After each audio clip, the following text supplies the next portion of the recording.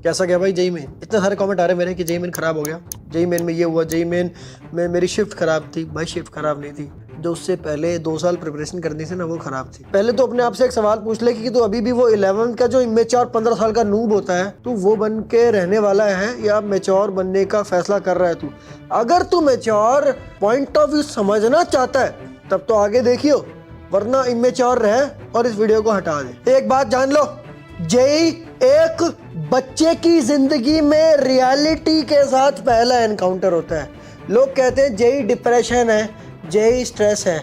JEE depression या stress नहीं है, जेई तो दुनिया की कार्बन कॉपी है। कि भाई जैसे दुनिया में चैलेंजेस हैं और कठिनाइयां हैं और एक अनार 100 बीमार है, उसी रियलिटी से पहला एनकाउंटर ही जेई है। जेई खराब होने के बाद 2 तरह के एस्पिरेंट्स आते हैं। जो बहुत थोड़े से होते हैं, कुछ वो समझ जाते हैं कि भाई नहीं, ऐसे नहीं चलता दुनिया में, अपने को सुधारना पड़ेगा। दुनिया में बहुत लोग बहुत वाहियाती करते हैं और तू भी वाहियात था, मगर अब तू चेंज करना चाहता है। एक तो होते हैं ऐसे बच्चे जो बहुत कम होते हैं, और बाकी लोग एनटीए ने हमारे साथ गलत किया, मेरे साथ ये हुआ, मेरे साथ वो हुआ, जेई तो होता ही मुश्किल है। ये लोग कभी नहीं सुधरेंगे। ये लूजर है, ये फ्यूचर लूजर्स है। दूसरे वाले फ्यूचर विनर्स हैं, ये लोग फ्यूचर लूजर्स हैं। आप मुझे कमेंट्स में बताओ, आप फ्यूचर लूजर बनोगे या फ्यूचर विनर? पहले हो सकता है जो आपको मेरी गाइडेंस समझ में ना आई हो, अब जेई मेन देने के बाद आ जाए। अब आपने जेई देख लिया, उसका लेवल देख लिया, अब जब मैं आपको कहूंगा कि जेई मेन में हल्का मत पढ़ना, तो आप समझोगे हाँ भाई हल्का नहीं पढ़ना चाहिए। आप भुगत चुके हो या अभी भी वही गलतियां करने वाले? कमेंट्स में बताओ, आपने देखा जेई मेन का लेवल कितना अच्छा खासा आता है। अब ध्यान देना, जो मैं बता रहा हूँ अब से वो करोगे तो अप्रैल अटेम्प्ट में आपका 99 परसेंटाइल लाने का चांस बन सकता है। सबसे पहले तो आपके बोर्ड आने वाले हैं। मेंस के पैनिक की वजह से, इसके स्ट्रेस की वजह से बोर्ड खराब मत करना। बोर्ड में भी नंबर लाने हैं, बोर्ड के लिए तैयारी कर लो। लास्ट मोमेंट पे तैयारी मत करना, पहले से करके ख़त्म करके फ्री हो जाओ।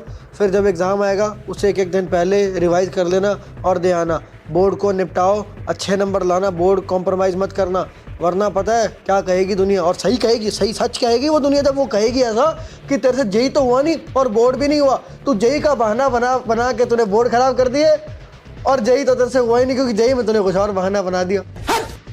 बोर्ड के जिस एग्जाम की तैयारी खत्म होती चलती है, जैसे फिजिक्स, केमिस्ट्री, मैथ्स, उसका एक मॉक टेस्ट सॉल्व कर लो और एक अपने स्कूल के टीचर से या ट्यूशन टीचर से जो बोर्ड का हो उसे चेक करवा लेना, ताकि बोर्ड से फ्री हो जाओ। सबसे पहले अपने बोर्ड सिक्योर कर लिए। अब सेकंड पॉइंट सुनो, जनवरी में जो आपका जेई मेन का अटेम्प्ट गया उसको थॉरोली एनालाइज करो। ऐसे लूजर हैं बच्चे, सत्यानाश कर दिया पेपर का, पूरे साल पढ़े नहीं, मॉक टेस्ट ढंग से दिए नहीं, जेई मेन तो खराब होना ही था, उसके बाद भी सुधरना नहीं चाहते कि आज तो सुधर के एक बार तो भाई मेरे लाल तू जेई मेन को एनालाइज तो करता। एक जेई एस्पिरेंट मुझे मॉल में मिला, कहता आंसर की से 51 मार्क्स बन रहे हैं। मैंने पूछा फिजिक्स, केमिस्ट्री, मैथ्स में कितने, कहता वो पता नहीं। मैंने कहा इसलिए तेरे 51 आए हैं और तू आगे भी लूज ही करेगा भाई। ऐसी गलती मत करो। फिजिक्स के मार्क्स, केमिस्ट्री के मार्क्स, मैथ्स के मार्क्स पता हो, गलत कितने हुए ये पता हो, सही कितने हुए ये पता हो, छोड़े कितने ये पता हो, गलत कौन से चैप्टर से हुए, वो गलत जो हुए वो तुक्का मारा था इसलिए गलत हुए, कॉन्सेप्चुअल मिस्टेक थी। हर चीज़ को जानो अपने बारे में। जिन चैप्टर्स को आप स्ट्रॉन्ग मानते हो उनके क्वेश्चन हुए कि नहीं हुए। कोई क्वेश्चन जो गलत हुआ वो क्या रिवीजन नहीं करी थी इसलिए हुआ, कोई क्वेश्चन छूटा तो क्या इसलिए छूटा कि आपको लास्ट मोमेंट पे आपको पैनिक हुआ या क्या हुआ।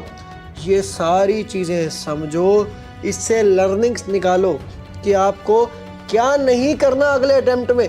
अगर आपने ये नहीं किया तो जैसा जेई मेन बन गया है, ये निशान जिंदल की गारंटी है। भाई मैं एक बात सोचूं, मैं आपको क्या बुरा भला कहने आया हूँ, मैं आपको क्या यहाँ पे दुख देने आया हूँ? मैं आपको आगे का भयानक फ्यूचर क्यों पहले बता रहा हूँ, क्यों बता रहा हूँ? बताओ, मेरा इसमें स्वार्थ है क्या? इसके फलस्वरूप मुझे लोग हेट करेंगे। मैं हेट क्यों भाई अपने आप को ही करवाना कर रहा हूँ? मुझे क्या पड़ी है यार ये वीडियो बनाने की भी। मैं आपको वो भयानक फ्यूचर इसलिए दिखा रहा हूँ क्योंकि वो भयानक फ्यूचर आएगा और मैं नहीं चाहता तुम वो देखो।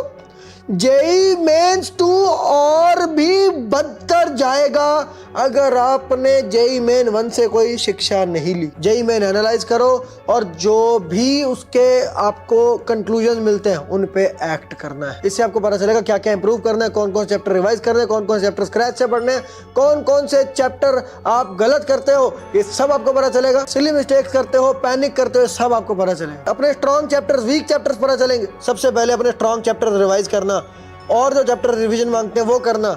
वीक चैप्टर जो है उनमें फिर थोड़ा वर्क करना। जो चैप्टर अल्ट्रा वीक हैं उन्हें अवॉइड ही करना या बिल्कुल लास्ट में करना। पॉइंट नंबर 3, जेई मेन 1 से पहले तो ढंग से मॉक टेस्ट दिए नहीं। हाथ जोड़ रहा हूँ भाई, मेरे भाई कुछ सुधर जा प्लीज भाई। तू जेई मेन 1 में जो गलती करी थी मत कर। अब मॉक टेस्ट देना चालू कर दे। मॉक टेस्ट देगा तो नेचुरली तेरे पास ज्यादा डेटा मिलेगा, ज्यादा एनालिसिस होगा, जिससे तेरे को पता चलेगा तेरे वीक एरियाज कहाँ है। रेगुलर तेरे को फीडबैक मिलेगा, तो इंप्रूव करता चलेगा हर टेस्ट में। कई बच्चे मेरे पास जेई मेन खराब करके आए। एक बच्चा था, उसके 60 मार्क्स थे।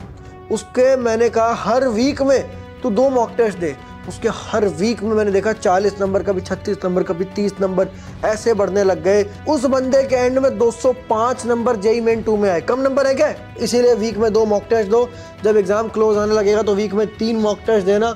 उनको रेगुलरली एनालाइज करो और उसके बेसिस पे इंप्रूवमेंट करते जाओ। आपके देखना हर हफ्ते आपके भी कम से कम 15 से 40 नंबर बढ़ सकते हैं। इसमें मॉक टेस्ट में भी आप जो जेई मेन के बाकी शिफ्ट्स थे ना उनको अटेम्प्ट करो, वो भी फायदा करते हैं। बहुत बार उसी पैटर्न में क्वेश्चन आ जाते हैं। और पॉइंट नंबर 4, जब तक बोर्ड से फ्री नहीं हो जाते दिन में 30 क्वेश्चन जेई मेन के करो।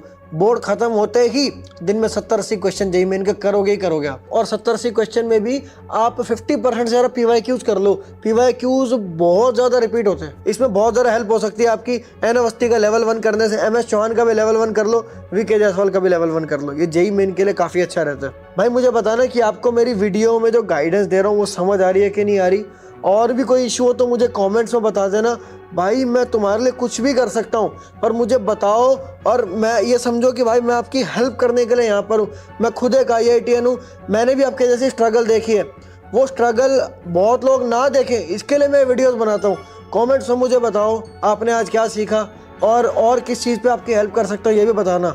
और अच्छा करो यार जेई मेन 2 में। ऑल द बेस्ट, बहुत बहुत धन्यवाद।